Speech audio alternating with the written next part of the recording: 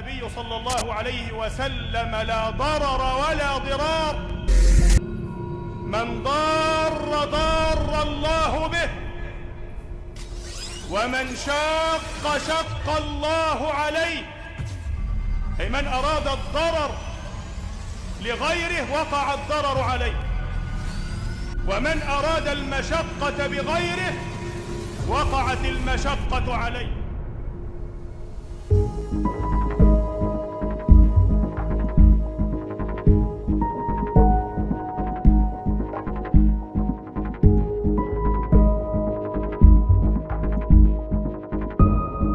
لا تظلمن إذا ما كنت مقتدرا، فالظلم ترجع عقباه إلى الندم.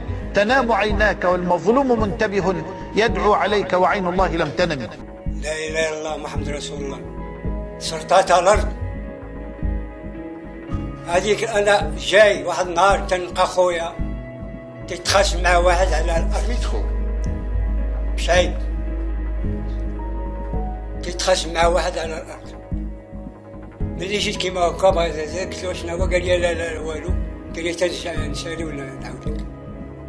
من بعد منها هذا النهار ما بقيتش، مشيت انا لشوالي تاكل الغدا اللي كنت غنتغدى معاه ما تغديتش، مشيت بحالاتي رجعت بحالاتي. من تما بقيت سخسيت على الارض ولا هذه ولا هذه. اليوم ستات القطار ديال امي الله يرحمها مشات فولانسيا، سرطاتها الارض ما عرفتهاش الاثار ديالها اليوم. السلام عليكم ورحمة الله تعالى وبركاته، ونجدد الترحاب بالمشاهدين الكرام. اليوم نقف أمام أحداث جديدة والتي تخص موضوع درب الكبير، والذي تطرقنا له في الموضوع السابق من حيث تعذيب الإنسان في مدينة درب البيضاء الجزء الأول، يعني الروبورتاج. ما زالت الأحداث تتراكم في درب كبير زنقة 12 رقم الدار 61. قد تطرقنا في الأول عن موضوع الإرث، موضوع منزل رحال مسكيني، موضوع صمامة التي تم اعتقاله منها بأسباب موهومة وبطريقة مخزنية عن طريق العميد الممتاز رميل بشعيب، والذي كان سببا في إخراجه من عمله. وكذلك تطرقنا إلى موضوع منزل رحال مسكيني الذي أخذ منه بالباطل من طرف أخته فاطمة الأحمدي وأبنائها حامد أحمدي وجمال أحمدي بطريقة المحكمة والدعوة الغيابية. وقد تطرقنا لموضوع أيضا للسجن التعسفي لأولاده كريم ومكرم. واليوم نجدد الترحاب في موضوعنا الثاني وهو الإرث المسروق، وكذلك موضوع درب كبير وإرث هذا المنزل. فكما ترون هذا هو حال المنزل، قد انهار تماما. وسوف نتطرق عن الاستفادة، عن اللجنة، عن دور العائلة. فمرحبا بكم في تعذيب الإنسان في مدينة درب البيضاء الجزء الثاني. التي تدفع الناس دفعا إلى أن يأكل بعضهم حق بعض ضعف الإيمان. نعم عباد الله، هو أعظم أسباب أكل الميراث ضعف الإيمان. الذي يأكل الميراث إيمانه ضعيف، وإن صلى وصام، وإن قرأ القرآن، وإن تهجد وقام، وإن حج إلى بيت الله الحرام، فهو عبد ضعيف الإيمان. لأن أهل الإيمان إذا جاءهم الحكم من الله رب العالمين قالوا سمعنا وأطعنا. وأما الذين يقولون سمعنا وعصينا، وأما الذين يتولوا وهم معرضون، فهؤلاء هم أهل الكتابين من قبلنا، كانوا يقولون سمعنا وعصينا. بغينا نعرفوا فاش كنتي صغير، فاش كان الاب ديالك يديك الارض، هضرني لنا واحد شويه على هذيك الارض ديال ولاد زيان وعلى الاب ديالك. قبل الوفاه ديال امي الله يرحمها كان بوتي يديني صغير وانا عندي 9 سنين وزياده. اذا امتى مات الوالده ديالك؟ ما بقيتش عاقل. شحال كان عندك من عام كاع؟ عقلت على راسي باقي صغير. شحال كان كاع من تكون 7 عام؟ سنين وشي شهور سيدي. اييه. كان الوالد ديالي في الصيفة كان تيديني معاه للبلاد، يقول لي شوف أولدي هذه هي أرض أمك. كنت نشوف جنانات فيهم مطيشة، فيهم الليمون، كاين الكبال، كاين الزرع. كان تيديني في الكرويلة وأنا فرحان، تنقول له هذه هي دار بلاد أمي. تيقول لي اذا الوالد ديالك وراك الارض؟ وراك تيقول لي هذه هي أرض. اذا فاش مات الام ديالك الإراثة والورث رجع عليكم نتوما وعلى الاب ديالك؟ ساعة أنا صغير نقول لك. حيت منين الاب ديالك وراك الارض يعني ما خباش عليك شي ارض. لا ما خباش عليا، ما كذبش، أنا كنت عزيز عليه. هؤلاء الذين يأكلون أموال الورثة إنما يسعون في الأرض ظلما ويشتتون الرحم ويفرقون الأسر. سألنا عن مصير الذي يسرق إخوته، أخا له أو أختا له، في ميراثها ويتركها في فقر، والذي يترك أخوه في الفقر وهو بأمس الحاجة إلى أي درهم في حياته. سألنا عن مصيره من ناحية الديانة الإسلامية، من ناحية الشريعة الإسلامية، وهل هو باق في أمة محمد؟ وهل صلاته تحسب أو حجه يحسب؟ وكما سألنا عن زكاته هل هي تحسب أم غضبة الله عليه ولعنة الله عليه إلى يوم الدين لا يترك له المجال ولا المصير أن يبقى في أمة محمد؟ هل يعلمون هذه العائلة، هل تعلم أحسن المعرفة وأحسن اليقين عن آكل الميراث ومصيره عند الله؟ فنتتبع ونشاهد. ثم لا يحل للإخوة الأقوياء أن يأكلوا ميراث أخ من إخوانهم الضعفاء، أو أن يأكلوا ميراث أخت من أخواتهم، فهذا أكل لأموال الناس بالباطل، وهذا مال حرام، وهذا مال حرام. فعلى إخواننا إن كانوا يستمعون إلي الآن أن يردوا هذا الحق لهذا الأخ، وأن يعلموا علم اليقين أن الظلم ظلمات يوم القيامة. والنبي صلى الله عليه وسلم يقول: أتدرون من المفلس؟ قالوا: من لا درهم له ولا متاع. قال: إن المفلس من أمتي من يأتي يوم القيامة بصلاة وصيام وزكاة وحج، كل ده أيوة، لكنه يأتي وقد قذف هذا وشتم هذا وسب هذا وسفك دم هذا وأكل مال هذا وظلم هذا، فيأخذ هذا من حسناته وهذا من حسناته، فإن فنيت حسناته أخذ من سيئات من ظلمهم ثم طرحت عليه ثم طرح في النار. الله عز وجل حينما تحدث في القرآن عن الميراث كان الحديث عجبا، لأنه كان حديثا إنذاريا، ما كانش حديث سهل وبسيط. يبدأ الحديث الله عز وجل بقوله: يوصيكم الله في أولادكم للذكر مثل حظ الأنثيين. وفي خلال حديثه في الآيات عن الميراث يقول الله عز وجل: وصية من الله، وصية من الله، يكرر هذه الكلمة مرات. ويبين الله عز وجل في آخر الآيات الذي يتحدث فيها عن الميراث عقوبة من يأكل الميراث، ويحذره الله في قوله: تلك حدود الله. فالميراث فريضة من الفرائض. الميراث من يتعدى على ميراث إخوته أو على ميراث وارث أيا كان، الله عز وجل يحرمه يوم القيامة من ميراثه في الجنة، فكأنه يبيع آخرته بدنياه، كأنه يبيع جنة عرضها السماوات والأرض بحفنة من المال أو بقطعة أرض أيا كانت مساحتها. والله راكو كليتوا نار جهنم في بطنكم، والله غير استوليتوا على الميراث غير كليتوا نار جهنم.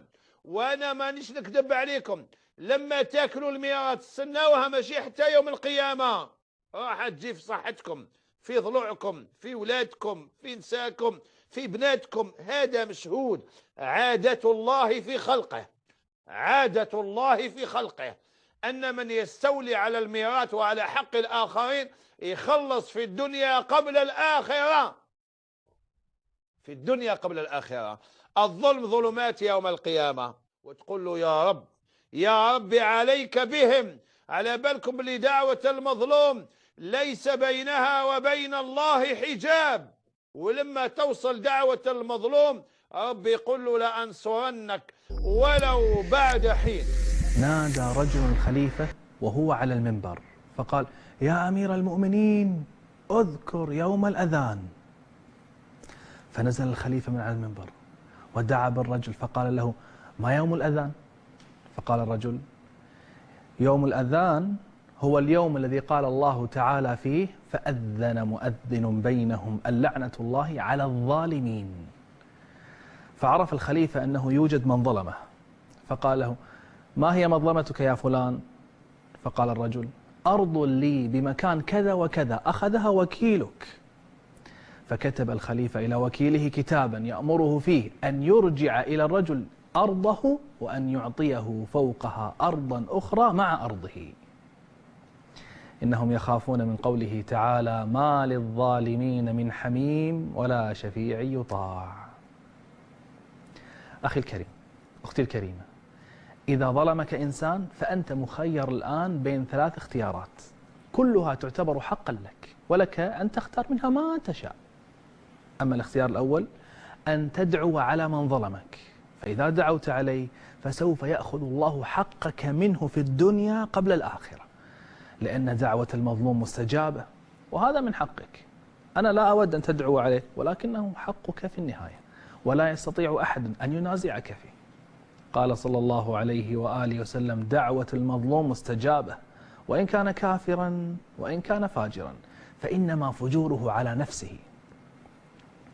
الاختيار الثاني أن لا تدعو عليه في الدنيا، ولكن أن تنتظر لتأخذ حقك منه يوم القيامة وليس بالدنيا، لأنك إن دعوت عليه في الدنيا فسوف تأخذ حقك في الدنيا، أما إذا لم تدعو عليه فإن الله يوم القيامة سيعطيك من حسناته ما يساوي الظلم الذي ظلمك إياه، أو ستعطيه أنت من سيئة. أيضا عباد الله الطمع والجشع الذي وامتلأت به قلوب كثير من الناس. يطمع الرجل في مال أخيه، ويطمع الرجل فيما عند غيره ويحرص عليه.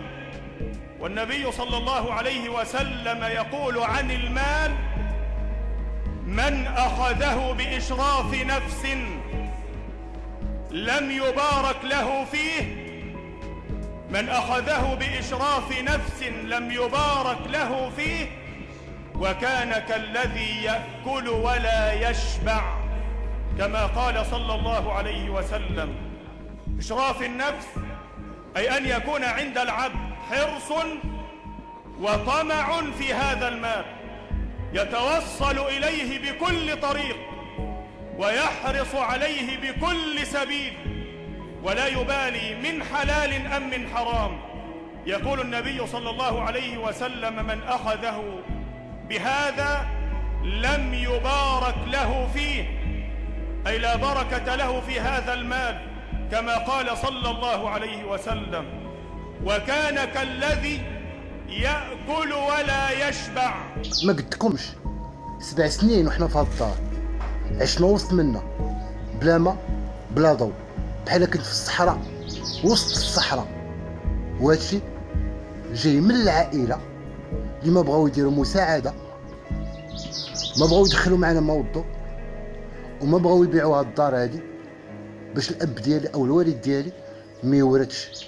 هادي زيد على السرقه ديال 6 هكتار ديال الارض ديالو.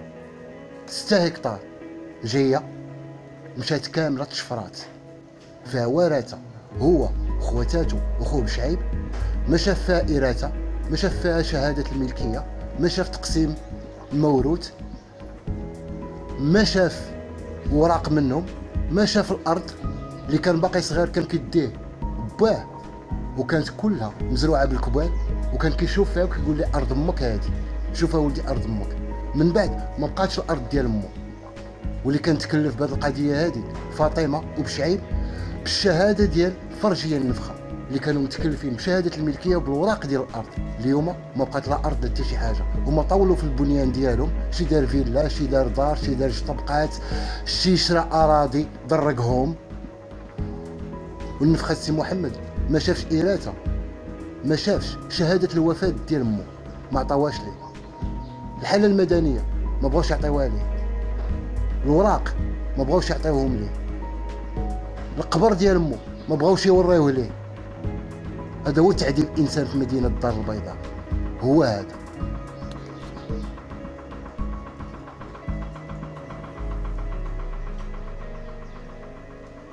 فإلا كان شي واحد عايش في الدار البيضاء بحال هكا، بغينا هاد الفيديوهات يكثروا، بغينا نوريهم الحقيقه ديال الفقر والحقيقه ديال الناس اللي كتعاني في المملكه المغربيه، اللي حنا كنتحاربوا على بلد ديمقراطي، وهما مازال باغيين ينزلوها البلد ماشي ديمقراطي، القانون ما يبقاش فيه.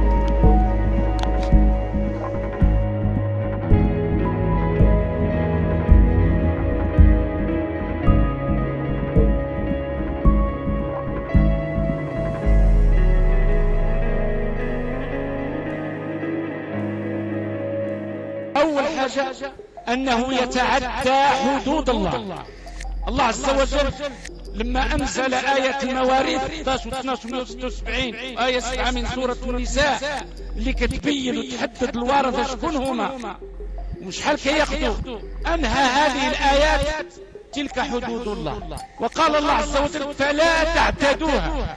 وكم من يتامى أطفال صغار أكلت حقوقهم وذهبت سبهللة، وكم من ضعفاء لم يجدوا لهم ناصرا ولم يجدوا من يدافع عنهم.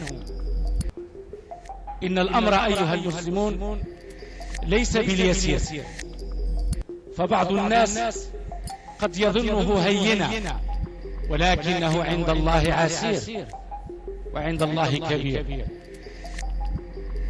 فالذي يأكل أموال الميراث ماشي مجرد أنه سرق الفلوس ديال الغير، السرقة وحدها، وإنما الذي يأكل أموال اليتامى والأرامل والضعفاء وأصحاب الحقوق اللي فرضها الله عز وجل من فوق 7 سماوات، هذا يدخل في أبواب خطيرة جدا.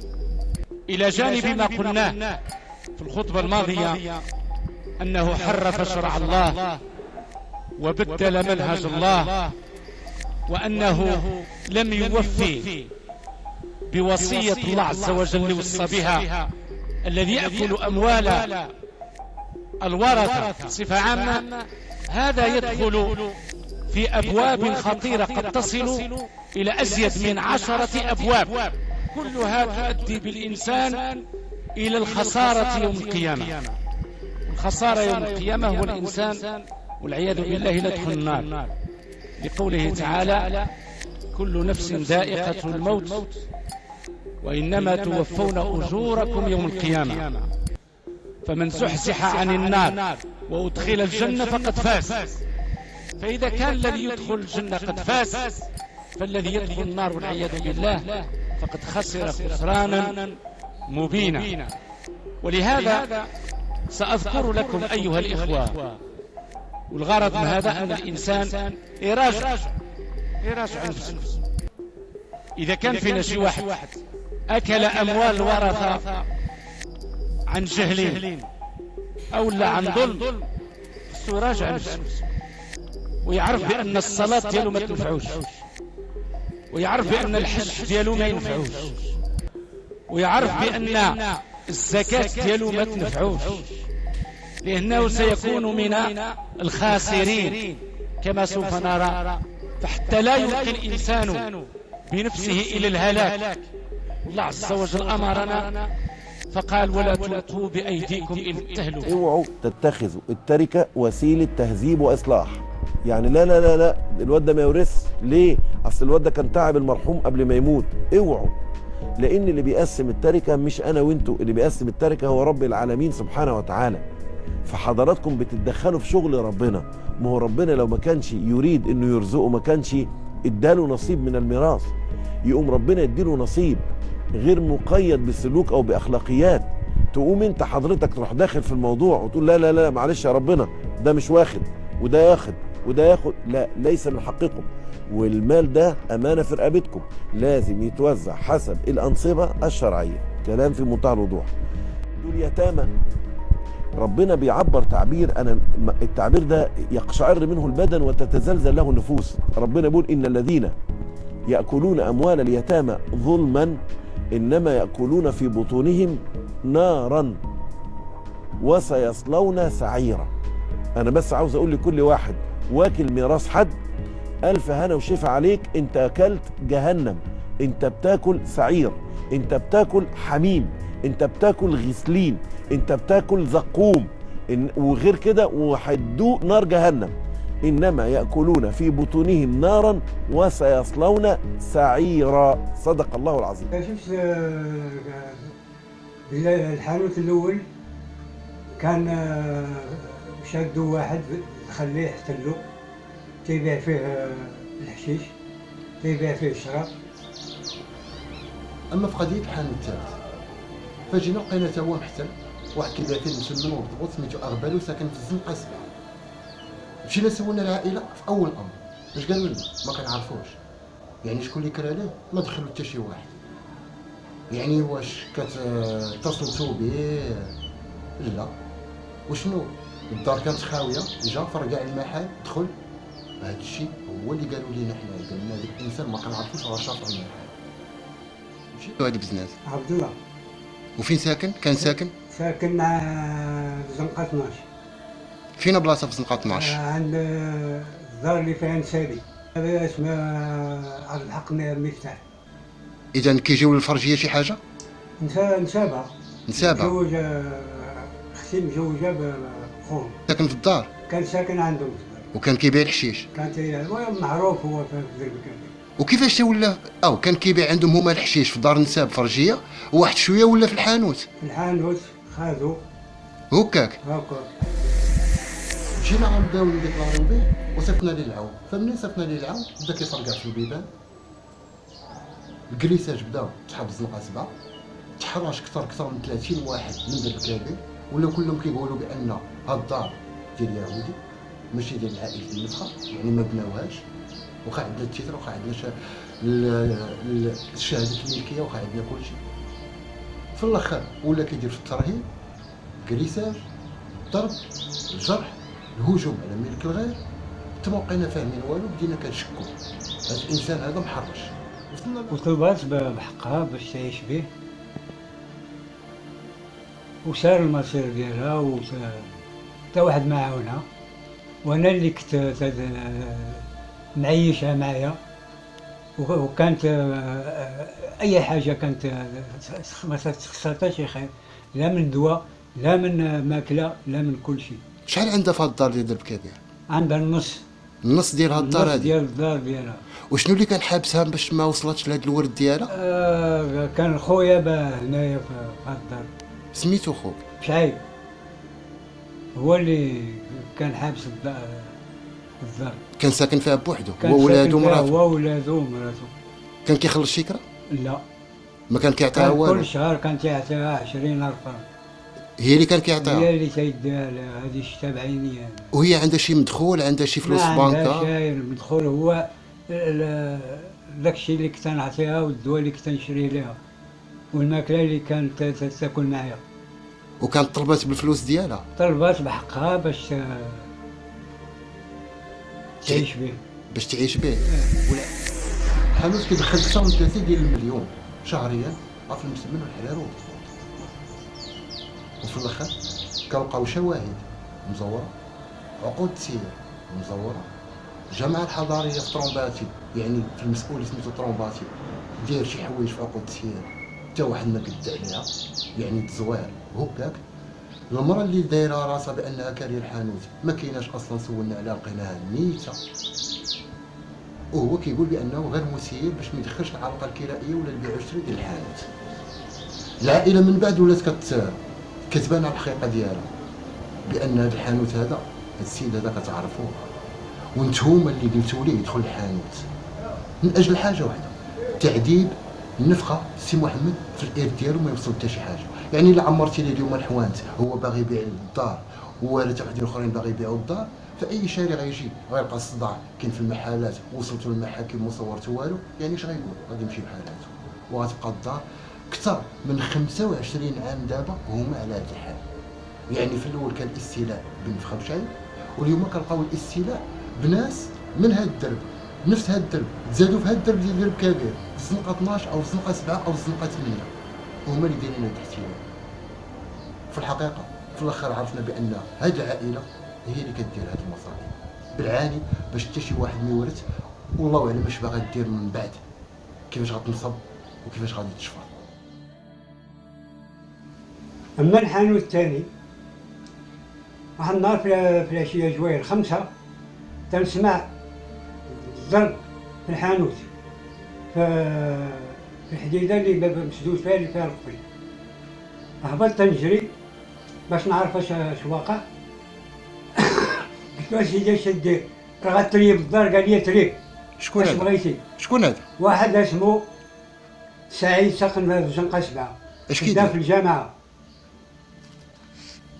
ملي قال لا قلت له سيدي ريتي جا كيما هكا هز يدو ضربني العين ديالي. طحت نلت غادي نجي كون الناس وحلفت عليك. قلت له غادي نمشي نقيد بك. ولا الضرب والجرح والهجوم والتشيار والقراعي في السطح والهجموا لنا حتى لهنا وهرسوا الباب وهرسوا الكونتور ديال الضوء وهادشي كلشي. ومشينا للعائله حتى واحد ما بغى يديكلاري الباب. يعني العائله ما ديكلارات حتى شي واحد؟ ما ديكلارات حتى شي واحد. لا شفاره لا هل أنت ضد قسمة الله؟ هل أنت ضد شرع الله؟ هل أنت في حرب مع منهج الله؟ هل أنت في حرب مع ما قسمه الله سبحانه وتعالى؟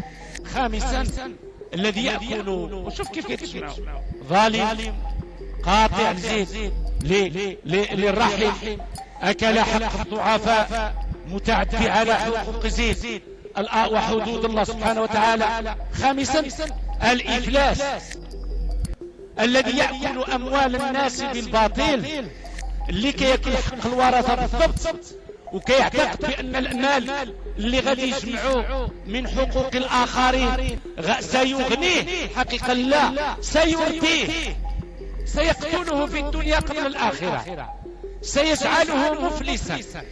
لقول النبي صلى الله عليه وسلم في الحديث الصحيح عند مسلم من حديث أبي هريرة رضي الله عنه: ما تعدون المفلس فيكم؟ أي قال لهم من يعني المفلس؟ الإنسان مفلس.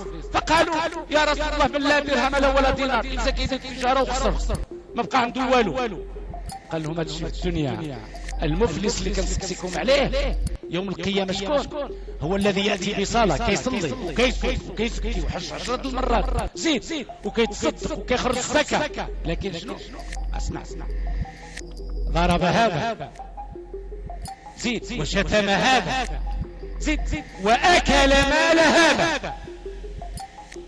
مال هذا أما هذا فقد أكل مالا ورث، أكل وصية وصى بها الله، أكل حق الحقوق، ظلم الضعفاء بطبع الحال، فتؤخذ من حسناته فترد عليه. ديال الورث أنا ما عنديش، ما عمري شفتهم. تيقولوا كاين الورث هي ملي توفى با الله يرحمه بقاو هذوك الوراق في الدار، ولكن فين مشاو؟ اليومنا هذا خصني الوراق ديالي، يعطيوني الوراق باش نعرف هاد الأرض المصير ديالها فين مشى.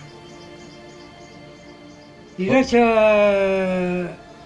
تفرقات نعرفوها، إلا تباعت نعرفوها، إلا تشفرت نعرفوها.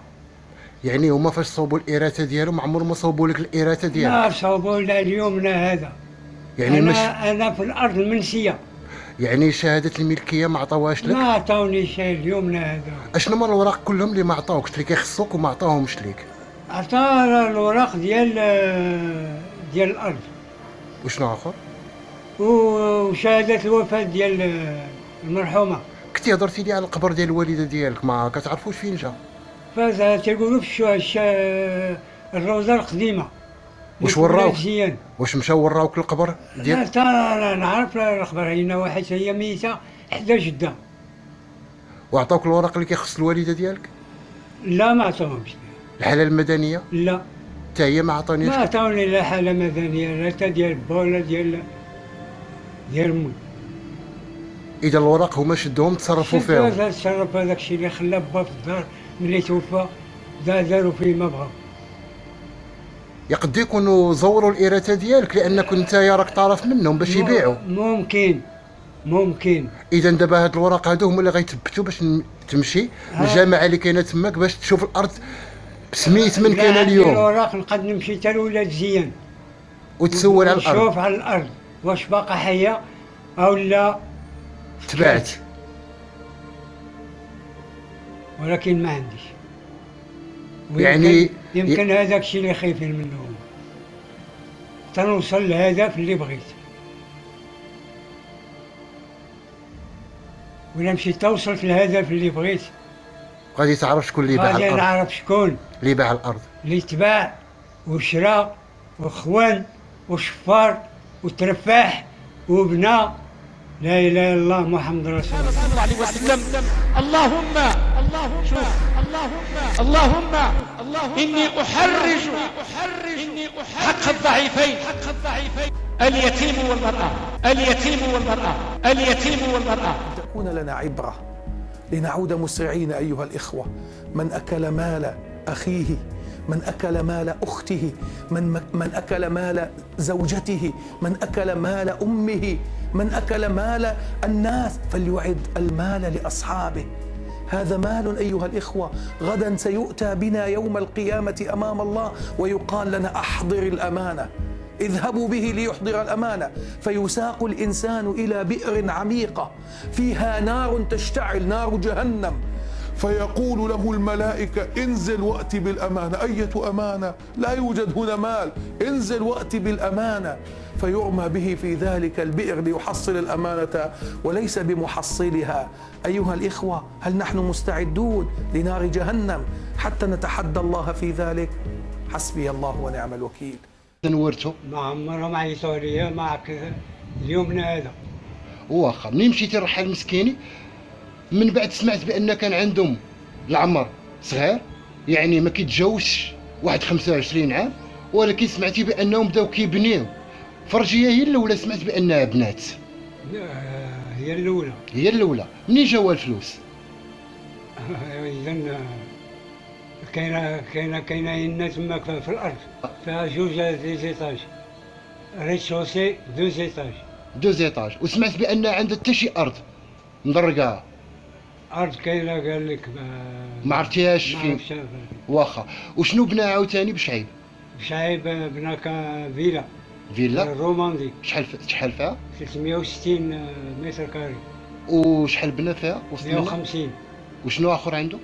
عنده عطاتو الجماعه في كان خدام، عطاتو الارض وبنى الكبارون في التماريس. كان عنده شي بيع وشراء؟ كان عنده شي حانوت؟ والو ما كان لا بيع وشراء لا والو. اشنو كان كيخدم؟ كان اجير. واجير في نظرك يقدر يبني فيلا؟ تما كاينه نقطة الاستفهام. كنتي جيتي واحد النهار كنتي حصلتي الخصام؟ كان ديالاش هاد الخصام اللي حصلتي؟ حصلته على الأرض. على الأرض ديال ولاد زيان. اشنو حصلتي؟ حصلت خويا مع جوج الناس، وكاين السيد المعني بالأمر على الأرض. على الأرض. إذا شنو كان نزاع؟ كان شنو شفتي؟ كان نزاع على هذاك تيقول له الأرض والآخر تيقول له هذيك، وهو هذاك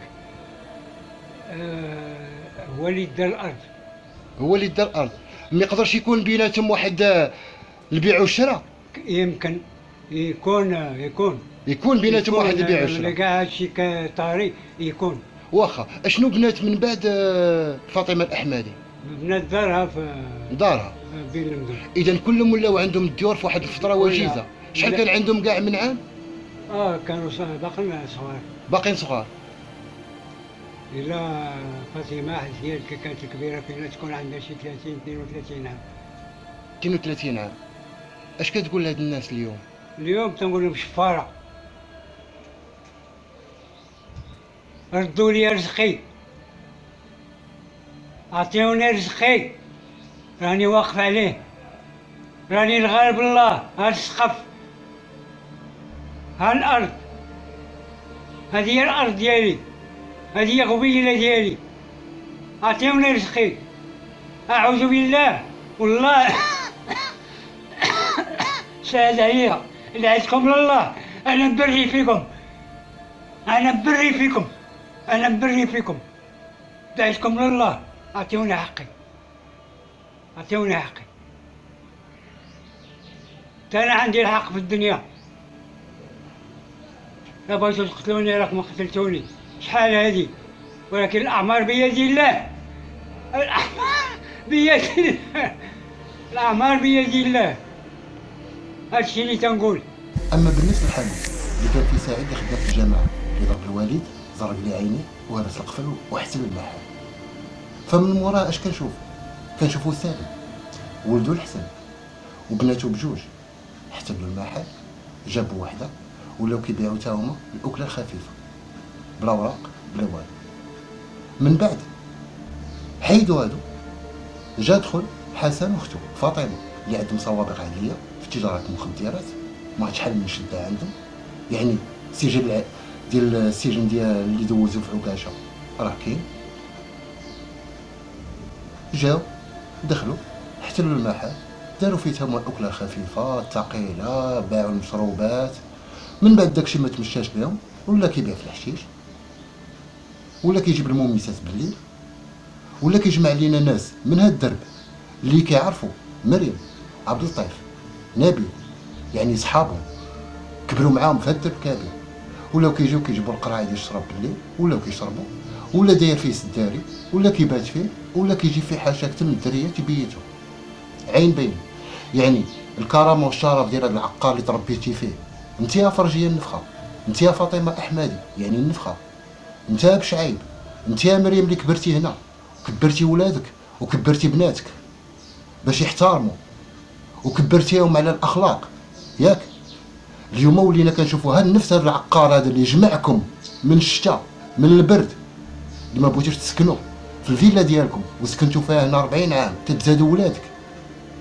نفس هاد العقار اللي بناو جدود ما بنيتيش انت ولاو بزنازه. الناس كيشربوا الشراب، الناس كيبيعوا الشراب، الناس كيجيبوا الدريات. يعني السجل ديالها والتاريخ ديالها كيتلوث بنفس الناس اللي كبرتوا معاهم في نفس الحي وما كديروا حتى حاجه وما كتقولوا حتى حاجه. هادشي ولا عندكم عادي. يعني وصلنا للديوتيه، وصلنا للنفاق، وصلنا للكذوب، وصلنا للتحراش. كتحرشوا في الناس قود هكاك ومنين؟ من عصابات ومن خارجين للقانون من الفوق.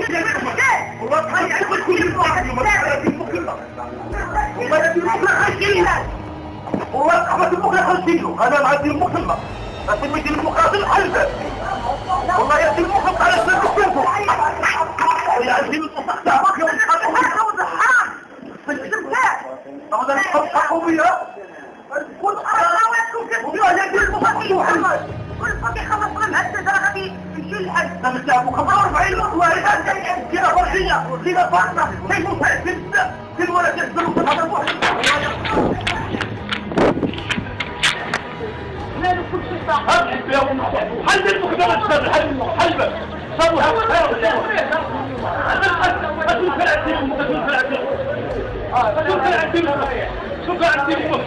اليوم خارجة 45 واحد هدرت يا أخي دور منك ضرب الناس وصفار كذا جيدا 5 واحد بالجيش لا رايحة صفار جيدا حكام لكن في عالم اليوم رايحة طول نجاح في البيت لا رايحة أنت كانت في المواطن واحد زملة وأنت مخلص تقدم مخلص زملة هذا صفار جيب 5 طلع في البيت صفار ما في شيء صفار داخل صفار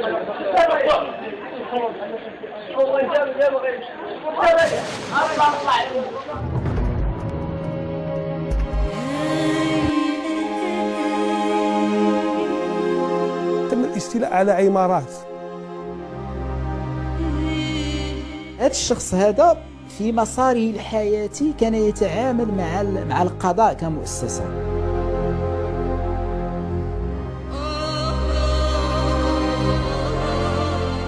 هناك مسؤولين اقتنوا مجموعة من العقارات بعقود عرفية، وهذو الشهود كلهم يثقلون الشهادة. أنا أتساءل أين الدولة؟ لأنها مافيا المساطر القضائية.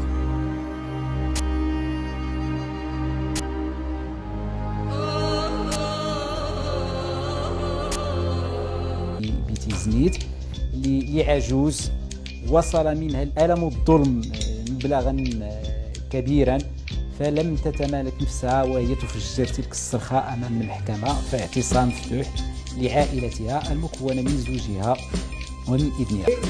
2011 يسرحها ناظرو يسكتي البهيمت في الغنغيني هريانو في الغنغين كلشي دوزانينو في الغنغين دافيوستين والماتاريانينو تيغمين كتسيبنان كغين 71 عام اللي داري غلا عمرينو. السيدة تذكر الشكاية باش كيتسلم المحكمة نزرقيس 12 نتكليت يا ولد الشهود الزور يسكر الزور عطي الزور يسكر دار الكاتب العمومي إن الزنزاسيا وصويري وريقين كيكا في يسكر الزور كل العامة تسكر في لاسنة الزور. يتعلق الأمر بشخص عاث في الأرض فسادا في المنطقة الأقاليم إقليم أقليميم إقليم سيدي إفني وإقليم تيزنيت. هذا الشخص المعروف في المنطقة كيستغل النفوذ ديالو، عنده تقنيات أقل ما يقال فيها بأنها تقنيات ذكية جدا في الاستيلاء على الأراضي الغير. نوعية العقود التي يستند عليها هذا الشخص لبناء الصك العقاري أو لإخراج الناس من العقارات ديالهم هي عقود في أغلبها إذا لم أقل في كلها عقود عرفية. كيفاش ندير نتصرف باش يعني ما توقعش مآسي من هذا القبيل فقط. مؤكدا الآن أن مافيا العقار تتوزع على مختلف مدن البلاد مستخدمة نفس الأساليب، ما يطرح تساؤلات حول هذه الظاهرة. يمكن الحديث عن ظاهرة يمتد عمرها على عقدين من الزمن لا أقل ولا أكثر، معناها استفحلت وبرزت إلى السطح في سنوات التسعينات حينما كانت هناك موجة وطفرة عرفها سوق العقار، جعل البعض ينتبه إلى أن هناك عقارات إما مهجورة أو ليس مالكوها ليسوا في أرض الوطن أو أنه ليس هناك مالك ظاهر، وبالتالي كان هناك البحث على هؤلاء المالكين من خلال استقراء وثائق المحافظات، استقراء سجلاتها، البحث عن هؤلاء المالكين، فتبين أن البعض منهم قد وافاه الأجل وتوفي، ليس هناك وارث ظاهر. وهذا الأمر سهل على الكثيرين عملية اصطناع الوثائق المزورة. هذه المافيا مكونة من محامون، مسؤولون قضائيون، وموثق داخل في الموثق، ومن يشتغل في المحافظة، وكل هذا الخليط لأنها مافيا المساطر القضائية. فالجريمة لا تكتمل إلا بوجود أطراف آخرين يسهلون نجاحها ومرورها واكتسابها صبغة يعني يتضح من ظاهرها على أنها واقعة صحيحة.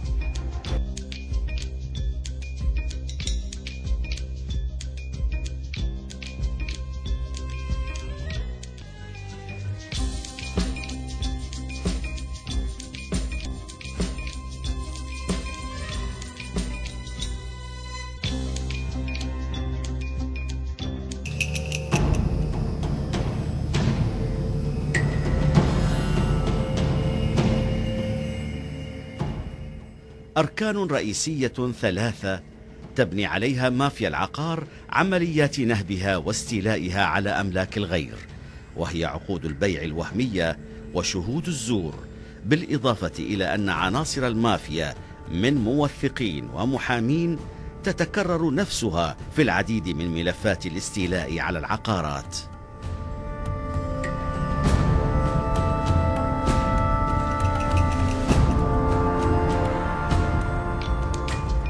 هذه الملفات وهذه القضايا يقوم عليها ويشرف على عمليات التزوير وعلى خلق الأشخاص الوهميين والوثائق المزورة أفراد يعتبرون في منظور القانون عصابة إجرامية، ما دام أن هناك اتفاق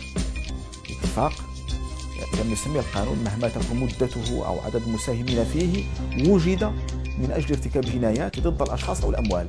هذه العصابة الإجرامية وحدت جهودها وكثفت جهودها وأبرزت يعني خبرات عميقة وخبرات لا يستهان بها في مجال تزوير الوقائع وتزوير الأحداث وتزوير الأشخاص ونقل الملكيات والسطو على عقارات لأشخاص مغاربة وأجانب. إلى أي حد النيابة العامة عندها آلية لضبط هذوك اللوائح ديال الشهود، ضبط الأسماء ديالهم وعدد القضايا فاش شهدوا، هنا كيشهدوا عند الدرك والبوليس، كيشهدوا امام المحاكم، خص يكون واحد المجموعه ديال الجرد ديالهم والسوابق ديالهم حتى هما يتحطوا. جلسنا مع السيد وزير العدل والحريات وعطينا ملفا كاملا ووعدنا بانه راه غادي يدير خاليه للتتبع. فعلا الحمد لله هذا الامر جاب الاكل ديالو عن طريق هذيك البوابه ديال الشهود. فالمحكمه اليوم في قلميم لقات القبض على مجموعه الشهود ومن ضمنهم من اعترف بانه كان يمارس حرفه شهاده الزور لصالح الشخص المعني والقي عليه القبض.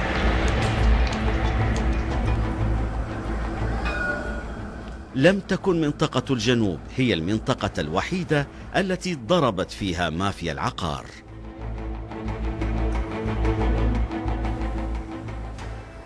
مدينة البيضاء العاصمة الاقتصادية والقطب المالي في المغرب هي أيضا مسرح لهذا النوع من الاحتيال، ولكن على مستوى أعلى وأوسع.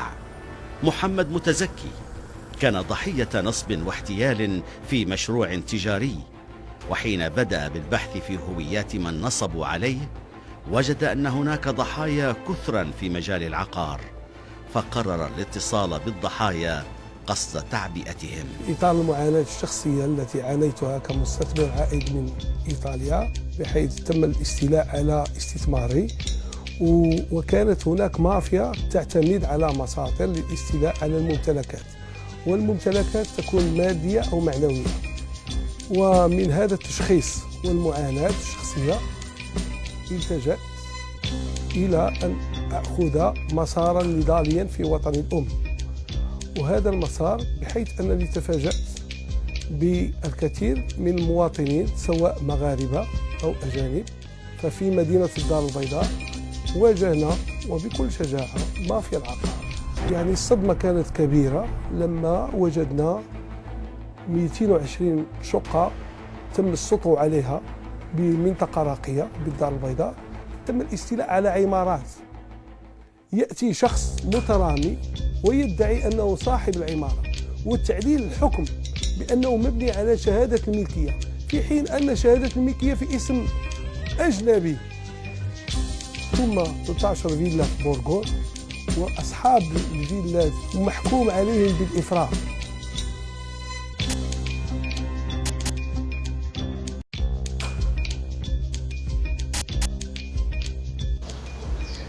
ما أبشع أن يتعرض الإنسان للضرب أو للسرقة في ميراثه أو في حقه في الميراث، وخصوصا من طرف عائلته التي كانت محرضة بلطجية وخارجين عن القانون كتجار المخدرات الذين استولوا على المحلات. وما أبشع أن يلقوا المساعدة من طرف هذه الأخيرة. فما حكم الله؟ حكم الله هو جهنم في الآخرة. ومرورا بالفقرة الثانية التي سوف نتكلم عن الكوارث الطبيعية مثل البراكين، الزلازل، وكذلك الفيضانات. إذ في يوم 12/11/2017 تساقطت الأمطار على هذا المنزل، كانت خيرا على مملكتنا، لكن نزل شؤم للساكنين الدور أي للسقوط مثل هذا المنزل. تساقطت أسقف وانهارت البناية جزءا منها، إذ كانوا بداخلها قاطنين يعيشون فيها.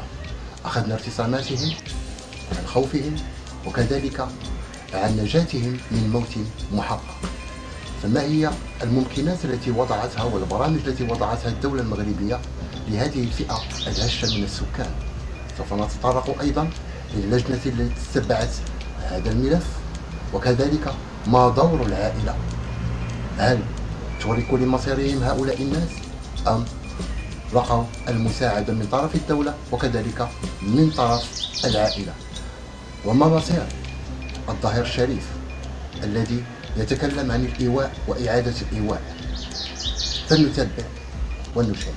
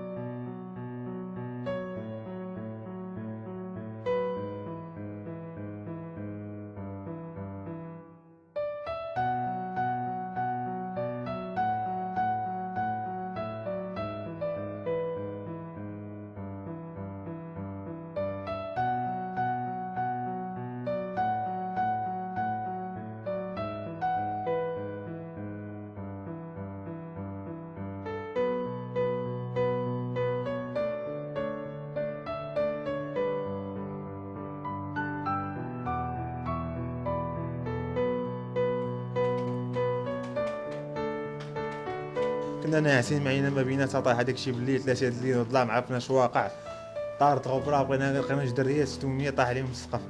حنا كنعانيو من هاد السكنه راه من شحال هادي ماشي يلاه اول مره. حنا دابا الفقره مخلوعين الليل والشتا ما عرفناش واقع، طاح سمعنا بوار هزت لي جوج دريات دابا راهم في خطر ما عرفنا واش ميتين ولا حيين الله اعلم. وهاد الناس ديال السلطان راه كاملين كيعانيو من هادشي ماشي غير حنا، والسلطات كتعرف هادشي وساكته ما فهمتش انا ثاني تيزيدوا ضحايا اخرين راه بزاف هادشي راه تقارنا. شوفوا عباد الله فين عايشين، شوفوا شوف واش غنديروا عباد الله، لا اله الا الله محمد رسول الله. وكنطالبوا الناس تشوف تعطينا فين نسكنوا تعطيها شي حل، راه بيت ب 1000 درهم وما تلقاه. شوفوا عباد الله شوفوا لا حول ولا قوه الا بالله. راه حشومات راه بزاف هادشي، الناس ديال بورغون وقع عليهم بحال هادشي، عاوتاني الناس اللي ضرب الشرفه راه بزاف هادشي، راه هادشي اللي واقع راه لا حول ولا قوه الا بالله. لا اله الا الله محمد رسول الله. طاح الدار كنت ما غوتش الدريريين تشلفوا ليا، وليت كنغوت ملي طلعت الفوق وتسمع الضربه، الدريري الصغير تلف ليا هكا، طلعت الفوق الباليه طايح لي مردم، جريتهم من جر الاخر عاد خرجتهم. وهنا الدار راه كلشي عارفه، ولكن اش غنقول لك حنا قلت الشيء اللي بركنا ما قديش على الكرانه.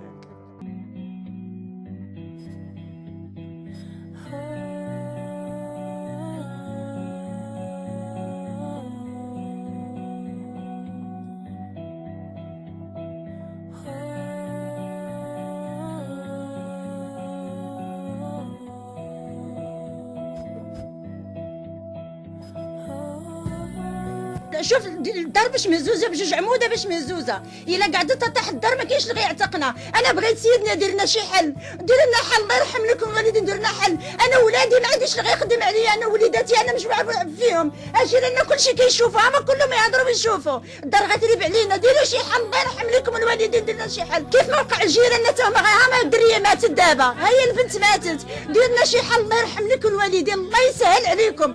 سيدنا الله يرحم لك الوالدين، شوفوا فينا حسوا بينا الله يرحم لكم الوالدين، غادي نموتوا تحت الحجر. دير لنا شي حل. انا كون عندي عشويه ما نجلسش فيها نهار واحد ما نجلسش، ولكن الله كيشوف والله كيعلم. دير لنا شي حل. انا ما عندي راجل الله يرحم لكم الوالدين، دير لنا شي حل الله يسهل.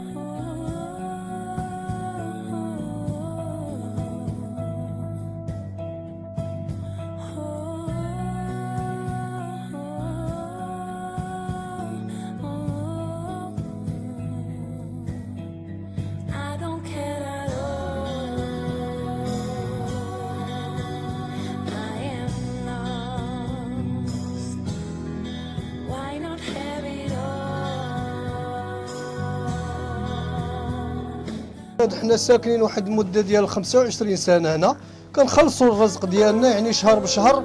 مول الدار في الاخر ملي خدا منا رزقنا كيف بغا، مشى دايره في السوقوط قال لهم هاد الناس ما بقيتش تكلب بهم، يعني حنا عندنا الحاله راك شتيها كي دايره، ما عندناش باش غنخرجوا نشريو، ما عندناش واحد القدر اللي راك عارف، ما عندنا والو، حنا خدامين على قدر الحال، داكشي اللي كنجيبوه بالنهار كنخسروه بالليل، هادشي اللي كاين هو داك شتي الحاله اللي كنعيشوا فيها، حنا ولادنا ولاو ما كينعسوش، ولا والدين ولادنا ما كينعسوش، ما كنعسوش باللي حنا ديما عندنا جامعين الفراش ديالنا كيف شتيها استاذ، وهادشي اللي كاين، وهاد الناس مسؤولين بغا لهم يتدخلوا، مول الدار مشى ورك علينا استفاده ما بغاش دوز، بغينا نخرجوا هذاك تحبس لينا، وهادشي اللي كاين هو هادشي اللي كاين هو هذا.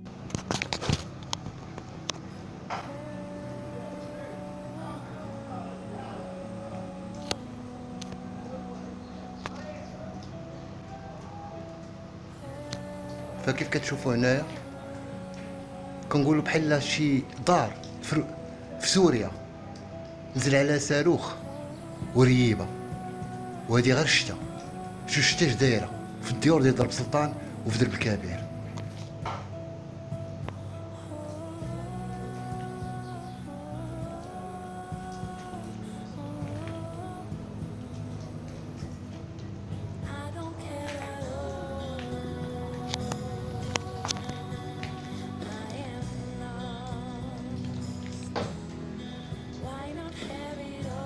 رسالة واضحة إلى رئيس الجماعة ديال بن كيران، رئيس جماعة مر السلطان اللي كاينة في ولاد زيان، رسالة واضحة هذه.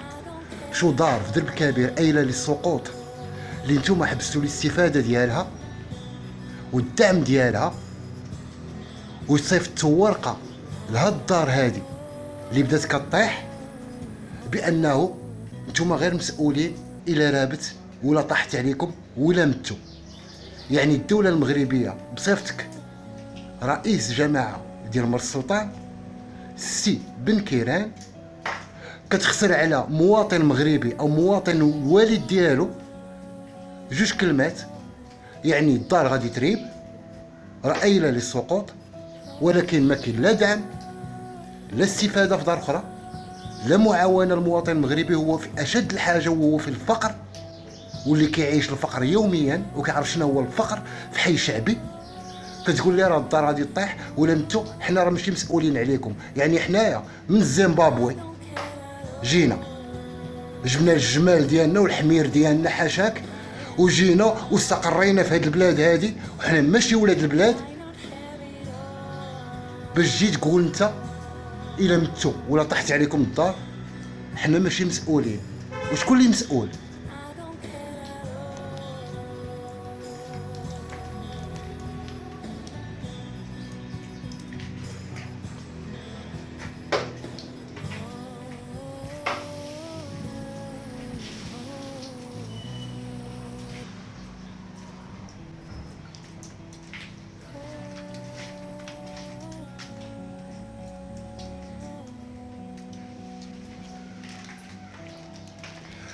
الفيضانات خاصنا فلوكه الا بغينا ندوزو غير من بيت لبيت، هادي غير الا بغينا نعيشو ولا بغينا ندوزو. اما حاجه اخرى بقى بيت واحد تا هو راه غيريب، هو اللي عايشين فيه وغنبقاو عايشين فيه لانه ما عندناش فين غنمشيو. كلامنا واضح، بيت واحد هو جاي باش يريب، يعني الشتا الجايه هو ما غيبقاش وحنا تحت منه.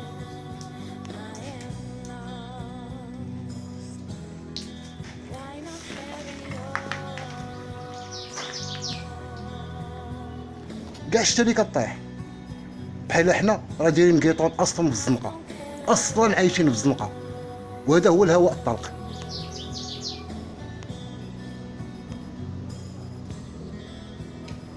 في الدوله المغربيه هادشي كاين. اما المساعدات فشافوها دول واحده اخرى، ولكن مغربي ما كيشوف حتى شي مساعده. هذه الدوله المغربيه بصفه المسؤولين، حيت المسؤولين هما اللي كيمثلوا لنا الدوله المغربيه.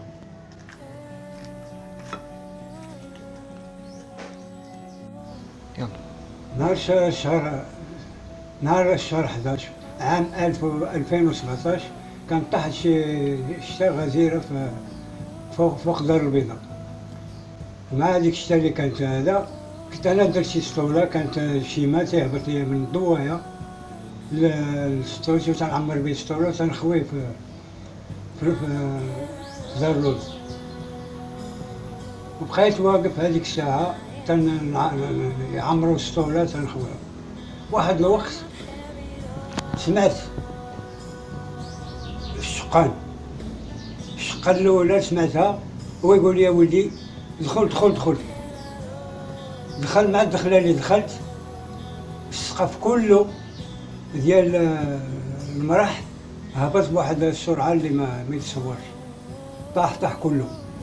درنا بحال هكا، شفنا تنشوفوا هذاك ولا فلت انا وولدي من شي كارثه اللي كنا غادي. هذه المره الثالثه اللي تنفلت من الموت. المره الاولى كنت نعس في المرح وطاح واحد الطرف، طاح لي على رجليا وحفظني الله. المره الثانيه طاح واحد الطرف كبير، يلا انا ما سمعت عاوتاني الشقان وانا نوض. دخلت الكوزينه وهو يطيح هذاك، كون بقيت بلاصتي، كون داني مشيت عند الله سبحانه وتعالى. والمره الثالثه هي هذه اللي حكيت لكم. هنا ملي كنت نتسنى السطوله يعمروا وسمعت الشقان وقال لي يا ولدي دخل. وتبعت هذيك الساعه، دخلت للبيت والسقف كله ديال الدار ديال المرح طاح بواحد السرعه اللي ما يتصورش.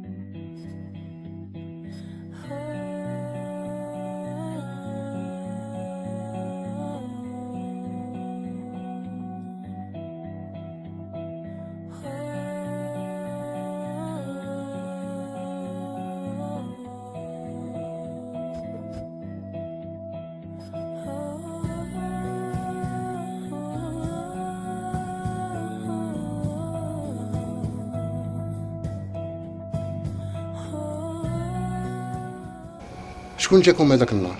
جانا المقدم ديال الدائرة، جا شاف الدار، صور كل شيء،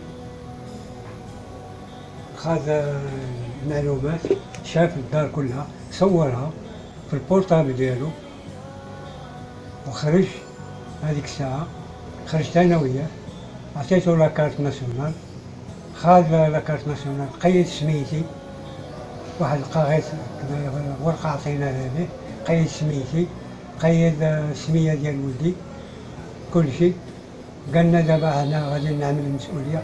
هذيك الساعة عيط المسؤول ديالو، قال له اش كاين؟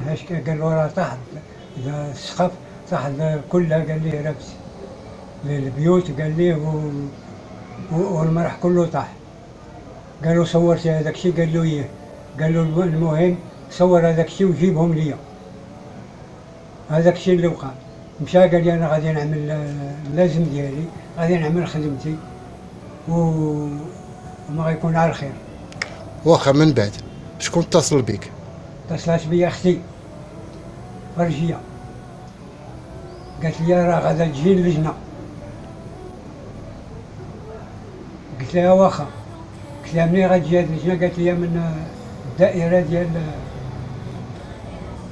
ديال مرشدة، اللجنه الثانيه. جات شافوا الدار وكان معاهم واحد اسمه ديال الوقايه، طلعوا هنايا شافوا الدار، شافوا كل شيء، خاذ المعلومات. فرجيه كانت كتعرف شي واحد في هاد اللجنه؟ ولدها اللي تعرف واحد. شكون ولدها سميتو؟ اسمه عبد الاله. شكون كيعرف؟ تعرف واحد السيد اسمه رضوان. وهذا رضوان فين خدام؟ مين جماعه؟ خدام الجماعه ديال جمارس. ديال جمارس. ديال جمارس. هو اللي جا. هو كان مع اللجنه. كان مع اللجنه وكان معاه واحد ديال الوقايه. اذا فرجيه كانت سايقه الخبر اللجنه شنو غادير، شنو غتقول، شنو غتكتب من الاول، لان عبد اله صاحبو كاين في اللجنه. ايوا هادشي راه. واخا كمل لينا اللجنه شنو دارت هذيك الساعه ورضوان شنو دار؟ جا شاف هذاك الشيء، صور هذاك الشيء ديال في البورتابل عنده. اييه. ولا قلت له غادي نعطيك لاكارت ناسيونال ديالي وديال الدري ولدي. إيه؟ قال لي ما يحتاجش، قال لي حنا غادي نعملوا اللازم ديالنا. خاذ السميه وخاذ. يعني ما خداش من عندك لاكارت ناسيونال؟ ما خدش لاكارت. لا النمره السيريه ديالها لا لا حتى شي حاجه. وباش عرفك انت هو النفخه السي محمد؟ ايوا. وباش عرفك انت من الورثه؟ وريتي شهاده الملكيه؟ لا ما طلبهاش ليا. ما طلب لك والو؟ ما طلبش ليا حتى شي حاجه. ولكن اللجنه انا كنعرف راه كطلب الوثائق. هو راه ما طلبش ليا، الحاجه اللي طلب ليا هو قال لي احنا ملي صوروا هذاك الشيء مع السيد ديال الوقايه، قال لي احنا غادي نعملوا اللازم وغادي يسدوا الحوانت. هبطت تبعته لقيتو تيدوي مع الحوانت، قال لك هذا بالله غادي خصهم يسدوا هذه الدار بخطر، ومشاو في حالاتهم. اليومنا هذا ما كاين لا سدان، الحوانت هما خدامين، البيع والشراء على الجاي. الناس ما جاب على الاول كانوا جابوا هذوك لي بارير ديال الجامع، ماشي ديالهم. ماشي ديالهم، داروهم. اييه. بثلاثه بهم باش ما يجوش حتى شي حد. ومن بعد يومين من بعد حيدوا الجامع، حيد لي بارير ديالو، والناس حلت الحوان ديالها. اليومنا هذا هما بايعين وشاريين. بايعين وشاريين بحال ما راه بوالو، بحال ما كاين حتى شي حاجه. واخا كنتي دويتي لي على رضوان كان سولتيه قلتي ليه زعما هاد اللجنه ديال والتقرير ديالكم باش غيخرج في الاخر شنو عندنا حنايا واش غنستافدوا؟ شنو قال لك؟ قلت له واش كاينه الاستفاده؟ قال لي كاينه. يعني الاستفاده اللي قال لك فاش؟ في دار؟ في الدار. يعني منزل؟ المنزل. يعني دابا هو جا قال لك راه كاينه عندكم الاستفاده راه غتخرج. غتخرج، هادشي اللي قال. والحوانت غنسدوهم؟ الحوانت غنسدوهم ديال الجماعه ما فيه والو. اشنو فيه؟ اشنو كاتبين فيه؟ فيه الدار بلا خصها تريب. اييه. وطلبوا لنا باش حنا نمشيو نسينيو عندهم شي ورقه. اليومنا هذا ما سيناش. ولكن هاد اللجنه قبل ما تصيفط التقرير رضوان كان قال لك كاينه استفاده، لقيتي الاستفاده في التقرير؟ لا ما كاينش. لقيتي شي دعم؟ لا. سدوا الحوانت؟ لا. داروا الباريرات؟ لا. اذا التقرير هذا اللي خرج شنو فيه؟ فيه والو، غادي تسيني لنا الاوراق ونخرجوك انت على برا. هادشي اللي كاين. هذا هو اللي كاين. هادشي اللي كاين. من بعد مشيتي سينيتي؟ لا ما بغيتش نسيني. حيت ما لقيتيش داكشي اللي قالوا لك؟ ما لقيتش هذاك الشيء، اش نسيني؟ باش غدا يجيو يريبوا الدار ويخرجوا لنا على الدار ونبقى في حمال في الزنقه تنعس. وما كاين لا ورث لا والو؟ لا ما كاين لا ورث لا حتى شي حاجه. نبقى انا هيك ساعه نبقى بحوايجي على برا ونعود ضحكه ديال الناس. اذا دابا داك الصديق ديال عبد اله كذب عليك وقال لك الاستفاده كاينه وما لقيتي حتى شي حاجه. ما كاين حتى شي حاجه من نظرته. كثروا لنا في اللجنات. اذا ما تظنش بان عبد اله هو اللي قال لهذا السيد هذا يدور الاستفاده وما تستافدش انت؟ كل شيء ممكن في الدنيا، لان الصديق ديالو هذا. كل شيء ممكن في الدنيا. اذا فرجيه كانت كتكذب. قلت لك كل شيء ممكن في الدنيا، اللي كذب راه كذب على راسه، ولكن كان الله سبحانه وتعالى. اما بالنسبه للجنه الاولى اللي كانت خرجت وكان طاح الطرف من السقف ديال المرح. منين طاح بلغنا العائله في الاول ما دارت والو، بقينا صابرين وساكتين. قول شي 8 شهور ولا عام عاد باش خرجت اللجنه، وخرجت بصفت عبد النبي اللي كان رئيس الجماعه ديال مر السلطان. ملي خرجت اللجنه الاولى جاو دقوا، بديت كنهضر معاهم اش قلت لهم، قالوا لي راه بغينا نطلعوا نتفقدوا الدار. قلت لهم قبل ما تفقدوا الدار اجيو شوفوا بعدا واحد المسائل وحده اخرى. قال لي شنو هي؟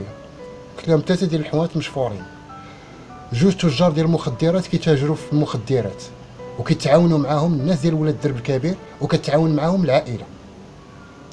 لقينا عقود ديال التزوير اللي خارجه من الجماعه ديال مر السلطان ديال السي عبد النبي اللي كتحكم فيها، عقود مزوره اللي كانت في طرومباتي خالد.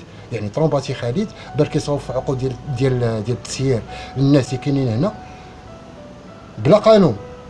يعني اللي جا عنده عقد تسيير لاكارت ناسيونال ما كيطلب حتى شي حاجه غير لاكارت ناسيونال. يعني اليوم الى انايا بغيت ناخذ شي محل في شي موبل في سونتر فيل، غادي نجيب واحد وغندير معاه عقد تسيير بلاكارت ناسيونال، وغادي ندخل وغادي نهز الرواطه على موالي الملك وغنقول ليه راه اللي كاين راه كاين في الطاليان، انا غمسير وغادي نبدا نفرقع فيهم.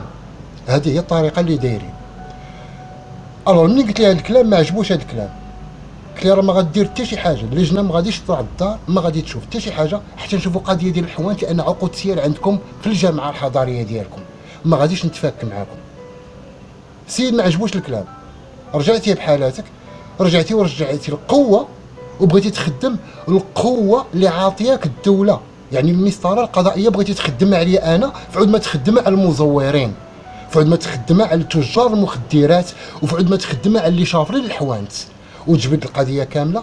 لا، خدمتي المسطره القضائيه اللي عاطيك الدوله السي عبد النبي ضد مواطن اللي كيرفع الصوت ديالو على الحق. يعني شاف شي حوايج بغى يبلغ بهم، حتى واحد ما بغى يخدم في هذه البلاد. يعني المسؤولين كلهم رجعوا للورا.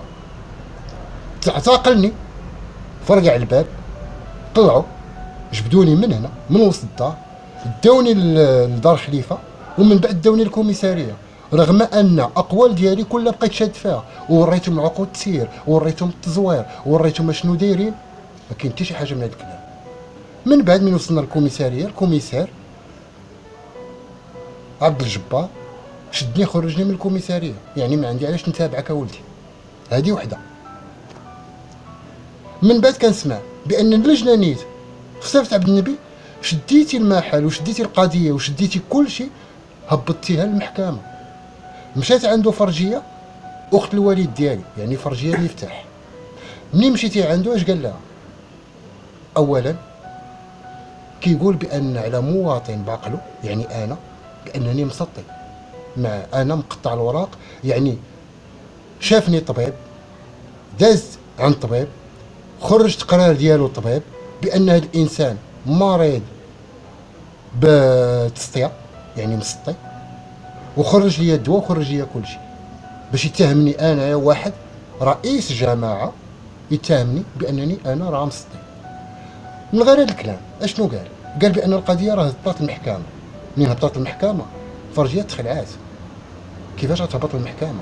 هي اللي ما باغا دير والو 8 سنين ولا مع 9 سنين، دابا هما كيشفروا في المحالات، ما باغا دير حتى حاجه. منين هبطت المحكمه عرفت بان القضيه تعرفات في مر السلطان، بان كاين واحد التزوير تماك، وكاينه طبقه في هذيك الجماعه اللي باركين غير كيزوروا في الوراق، وهادو غنجبدوهم من بعد. من بعد كنتفاجئ بان هذا عبد النبي جاو الناس من الرباط اعتقلوه وداو تحقيق. هذه وحده. جات قضيه ديال فرجيه مفتاح من بعد. اشنو دارت؟ هاد السيده هذه بدات كتكشف لينا الاسرار ديالها ولا اللعبه الدنيئه اللي دارت مع العائله، يعني مع مريم النفخه، مع جمال احمدي، مع حميد احمدي، مع خواتاتو، مع عبد اللطيف، مع توريا النفخه، مع عبد الاله مفتاح، ومع النساب ديالها مفتاح عبد الله، وخصوصا مفتاح السعديه اللي كانت هي اللي دخلات تاجر المخدرات عبد الله والزوجه ديالو للحانوت، هما اللي دخلوه. وفرجيه مفتاح بالتعاون مع مفتاح السعديه مع مريم وبناتها وولادها هما سباب الحوانت تاع عمرو. علاش؟ باش ما تتباعش. بغاو يديروا واحد الطريقه ممتازه لنفخ السي محمد. اشنا هي؟ الابتزاز. يعني الا بغيتي هاد الحوانت يخواو ونبيعوا الدار فخاصك تعطيهم فلوس باش يخواو، لانك انت اللي عندك النصيب الكبير، وهذاك النصيب الكبير ما غاتاخدوش كامل، غادي نحيدوا لك منه شي 75% وما تبقى غادي تاخذوا، هذاك هو ورثك. يعني من بعد ما شفرتوا الارض ديال 6 هكتار تبرعتوا بها بنيتوا بها وخرجتم من امه محمد، الشرع ديال الله بدلتوه وحرفتوه، عارفين راسكم بانه شنو كيتسناكم عند الله، مازال مكملين، مازال باغين الكعكه كامله يديوها كامله. شو الانسان الجيعان اللي قال الرسول صلى الله عليه وسلم على الانسان الجيعان كيفاش كيزرع عليه الله الجوع وهو اكل الميراث. من بعد هاد السيده اش دارت؟ ما تبعتش الحوانت، ما تبعتش القضيه، دارت راسها بانها كتبع القضيه، ولكن هي حدا با غير باش تعرف القضيه فين غتوصل وفين خاصها تدخل. هذه هي فرجيه مفتاح شنو دارت في الاخر. كانوا كيقولوا لنا على مفتاح نسيبها عبد الله بانه ما كيدويوش معاه وما كيدويوش مع ديك الدار، يعني الدار هادو قطعوا معاه. هادي في الكلام ديال مفتاح عبد الاله ولدها. اش قال لنا؟ قلنا راه نسيبي راه دا ليا مليون، ما كنهضروش معاه، راه داكشي علاش هو الضد ما كيشهد في حتى حاجه وكيضحك عليكم اليوم. يعني حساباتكم ولات كنضربوا بها حنا. ها وحده ثانيه، هاد الانسان هذا اللي ما كتهضروش معاه وما دايرينش فيه الثقه لانه سارق على حسب الشهاده ديالكم، صيفطوه بشي وراق، لان با ما بغاش يمشي للجماعه من بعد اللجنه الثانيه، عرف بان كاينه شي حاجه ماشي هي هذيك، خصو يسيني واحد الورقه، وهذيك الورقه في حد ذاتها فخ البا. اش مشات دارت؟ شدات واحد جوج ورقات، واحد الورقه ما عرفناهاش شي ايراتا ولا ما عرفت شنو هي، بتاريخ 95 1995، وعطاتو واحد الورقه اخرى هما غادي تشوفوهم في الشاشه. هذيك الورقه جيتي دقيتي عليها مفتاح عبد الله، يعني نسيب فرجيه كيدخل في هذا العقار ما عرفناش علاش، ان ربع عندك واش كتجي لهذا العقار حتى شي حاجه، حنا ما مقربينش لهم العقار ديالهم وحنا في نفس الزنقه، يعني ما واخدين لهم حوانت، ما هاجمين لهم على سكن. وهذا السيد جاب هذوك الوراق دق على با قال لي حق راه الجماعه الحضريه راه باغا تشوفك. منين سولو قال لي علاش؟ قال لي لا راه غير مطابقه الاسم، طالبين مطابقه الاسم. قال لي كيفاش مطابقه الاسم؟ ويوري هذوك الجوراق. قال لي راه غير غتمشي عندهم غتوريهم هذوك الجوراق وتقول لهم راه جيت على مطابقه الاسم، غيعطيك واحد الورقه غادي تسينيها. يعني هذا الانسان هذا ماشي كذاب، كذاب مزور سارق، ما فيش التربيه، ما فيش الاخلاق، وحتى من شرع الله كيحرف فيه مع فرجيه ومعاون معاه على هاد السرقه. يعني شنو غيجيه في الاخر؟ شي مليون ولا جوج ولا ثلاثه يدور بها البركه ديالها. يعني بالسرقه منين تجي عند انسان وتقول ليه الجماعه طالباك غير باش دير مطابقه ديال الاسم، مشينا سولنا الجماعه ماشي ديال مر السلطان، جماعات وحدين اخرين، وريناهم الوراق قلنا لهم راه اللي كاين اللي كاين اللي كاين اللي كاين. قال لنا سير بحالاتكم ما تمشيوش. علاش؟ واش كاين شي واحد كيعطيك ورقه ديال 95 ويقول لك مطابقه الاسم؟ على مطابقه الاسم نتوما من فين تزاديتو؟ قلت لك با تزاد في درب كبير، راه عنده الريجستر ديالو ديال شهاده ديال تاريخ الازدياد في درب كبير. قالوا منين بغاو مطابقه الاسم غيمشيو للريجستر وغيديروا مطابقه الاسم. قال لي وريني شهاده الملكيه، وريتو شهاده الملكيه، اش لقى؟ قال لي واش الاسم صحيح؟ قلت لي صحيح. قال لي ولاش طالبين مطابقه الاسم؟ قال لي هذا ماشي مطابقه الاسم، هذا بغاو يسينيو باك على شي ورقه هو ما باغيش يسينيها لانه عارف غيتصيد فيها. ففرجيه مفتاح شنو دارت في الاخر؟ حيدات الاستفاده لبا، حيدات ليه الدعم، حيدات ليه الدوسي كامل. واش دارت؟ بغات يسين على واحد الورقه باش يخرج من هذا المحل، باش ما يبقاش يطالب بالورد ديالو.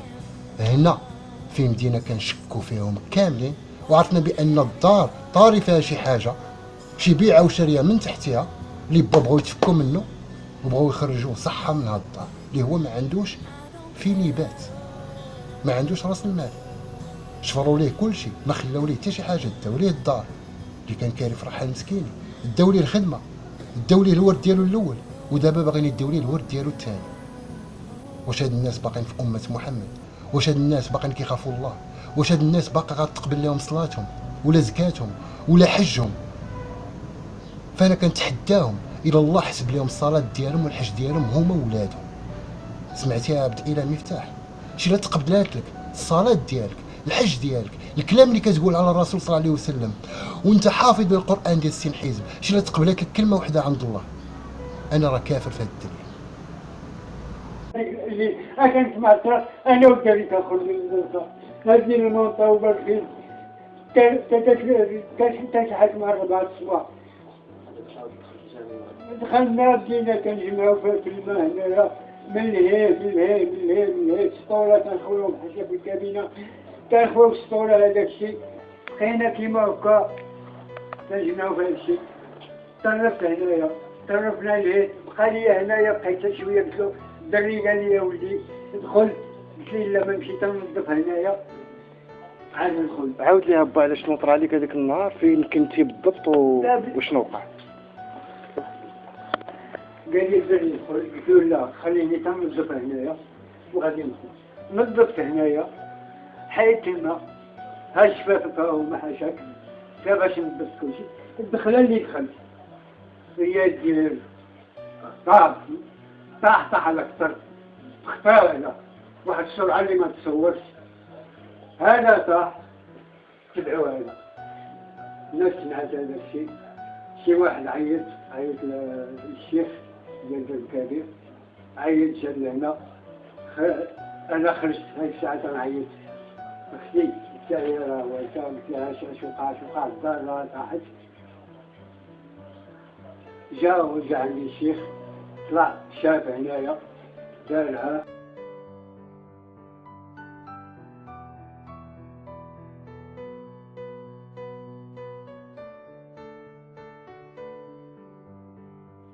هذا الشيخ هذا البلان قرر يطيح. كان هذا عطينا الكتاب بحال هذا واحد الكتاب كان عندنا كنجي معايا خاد لاكاج ديالي بقى يكتب شويه عطيتو لاكاج قيد قال لي شكون هذا الاول ديالكم تتعرفوه. قيد سميتو الكنيه ديالو سميتو مشينا الجيت اليومين هذا ما شفناش زاد حالته. الناس معتهم اللي كانوا شي ثلاثه ديال كلهم ساكنين هنا داروا هذوك الباريرات ديال الجامع حطوهم هنا. الجامع حيت عنده المسؤولين خصو باش يحبس على الطوموبيلات باش ما يبقاوش الطوموبيلات يبحثوا بهم، حيدوهم خرجوا احنا رجعوا كيبيعوا ويشريوا بحال ما طراش شي فاجعه عادي بحال غير جوره اللي طاحت ولا مسمار. يعني انا كنتوقع زعما هاد المجتمع المغربي كيفاش تفكك راه باين وواضح كل واحد باغي مصلحته. قلت له بدي خرج كل شيء طاح الشيخ خطا ما بغاوش يخرجوا راهم جاو ثلاثه بهم حلوا ما عرفت اش ضميرهم اش ناويين اش سمعوا اش شكون اللي جا عندهم الذكر معاهم. كانوا سادين لا كانوا سادين وكيحلوا لان عطله كيحلوا كيمارسوا داكشي ديالهم. ولكن اللي طرات الفاجعه اشنو داروا؟ يومين هما سادين حيت كاينين الباريرات. في الاخر جيتو حيدتوا الباريرات ودخلتوا للحوانت بحال ما كاين حتى شي حاجه. الور هنايا شنو كنشوفوا بان القانون المغربي يعني القضاء المغربي في الدار عندك الى السقوط الى طاح منا غير متر مربع واحد يعني الدار خاصها تسد. هذا القانون المغربي اللي كيقولها. هنا كنشوفوا حنايا و17 متر مربع اللي طاحت يعني ولا كلشي على الهواء الطلق والخطر ولا ديال بصح والشقان كاين في الحيوط وما كاينش اللي يتسوق اللي يموتوا. قال لك شوف راه ماشي راه ما كنتفلاوش عرفتي طلعتي دابا الصح غتلقى هذا الحيط هذا اللي من هنا كامل مشقوق ومتكي خارج متكي على الدار اللي من لهيه. يعني من غيطيح هذا اللي كاين هنايا هذا البيت هذه اللي كاينه هنا كامله غادي تطيح غادي تريب كامله. يعني هاد الدار والدار اللي مجاوره الدار اللي مجاوره هي في خطر الا ساكن فيها شي واحد غريب عليه. هذه راه ماشي خدمتي انا راه خدمه السلطات اللي خصها تقول هذا الكلام. اما انا راه غير مواطن وباغي خير البلاد. القصه ديال الجامعه الحضاريه ما انتهتش لهذا الحد.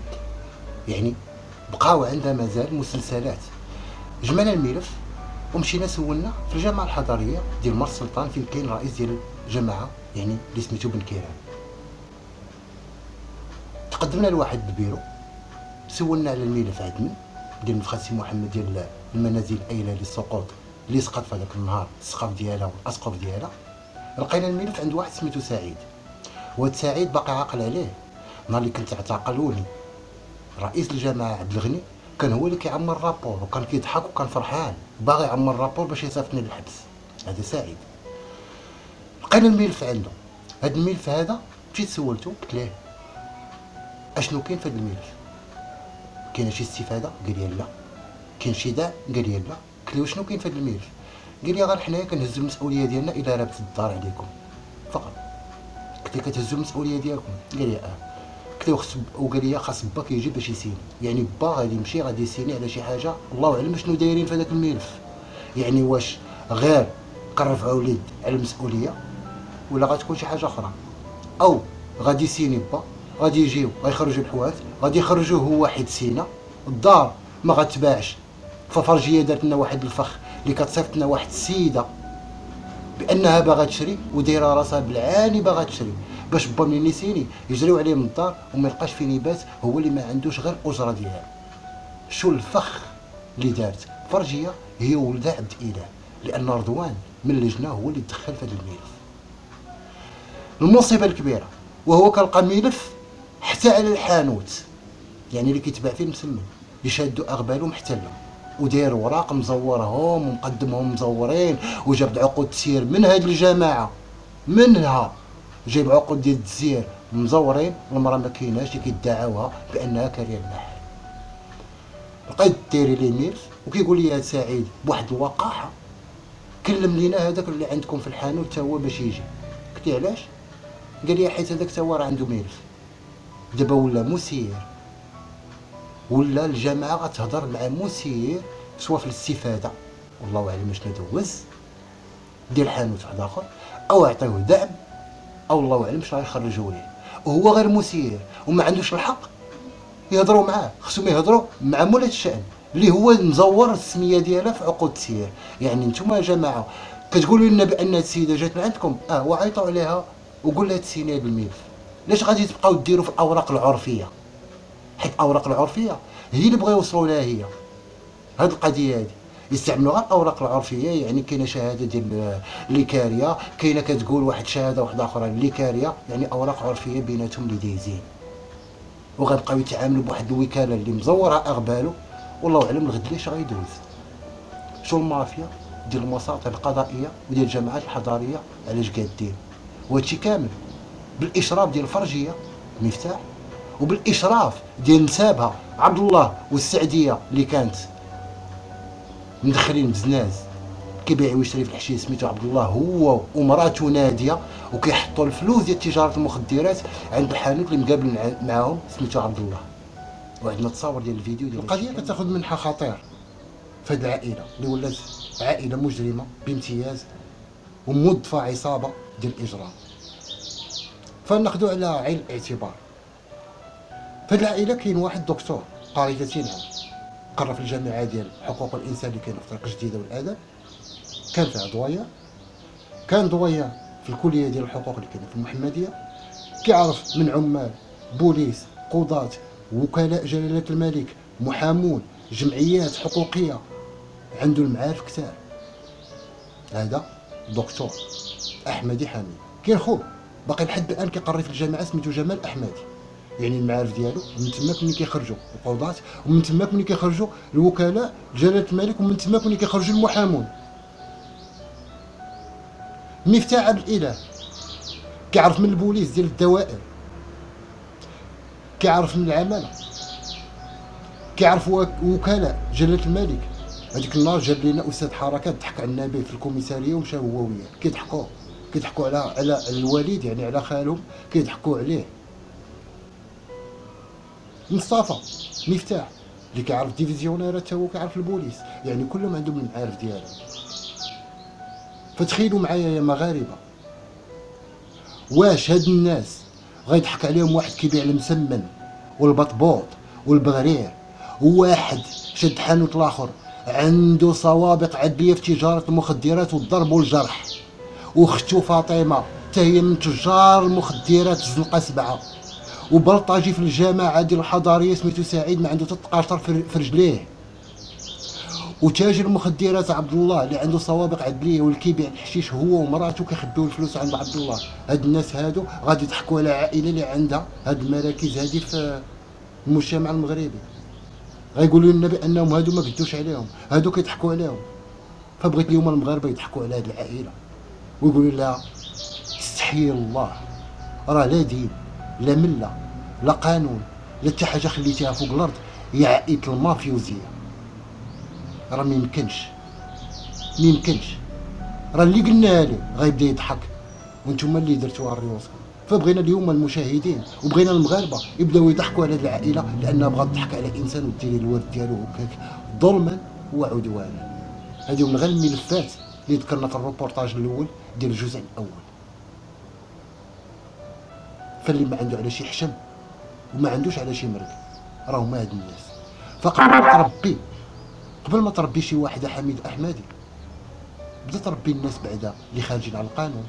بدا تربي صحابك اللي حصلناهم في دواصه بحال رمي بشعيب اللي دار قدك راسو خيانه الزوجيه مع المحي سعاد. هنا نعطيك الحق بدا تربي، ولكن انت باغي تربي انسان اللي كيقول الحق، كتربي انسان اللي باغي يجهر بالحق ويغوت به، ما باغيش الظلم وما باغيش يمشي عند الله بالظلم. فلكم واسع النظر.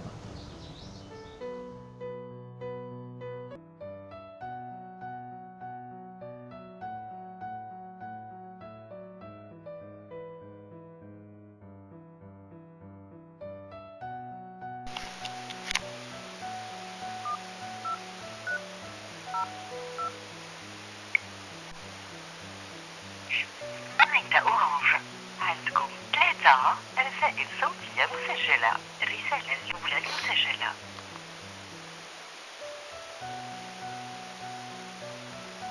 النمرة ديال التليفون ديال الشخص اللي خلى هاد الرسالة هو 06 74 82 99 22.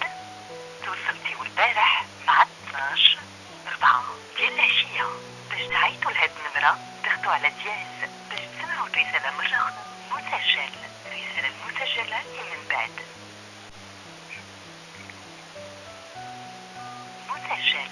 الرسالة المسجلة هي من بعد. الله ينعش الحمار تاعبوك يا ولد الخانسة، وغنجي للحمار تاعبوك تلتم يا ولد الكلبة. الشماتة تاع تمك بلاتها الحمار تاعبوك. انا وين غنخرج لامك في عودك واسمع لامك ديما تعاود، وغتعرفني شكون. باقي ما عرفتيني شكون ودابا غادي تعرفني انا شكون. توصلتيو البارح مع 6 44 ديال الليل. باش تعيطوا لهاد النمرة ضغطوا على دياز باش النمرة ديال التليفون ديال الشخص اللي خلى هاد الرسالة هو 06 75 77 79 25. باش تعيطوا لهاد النمرة ضغطوا على دياز باش تسمعوا الرسالة مرة أخرى ضغطوا على 1. باش تمسحوها ضغطوا على 2. باش تسجلوا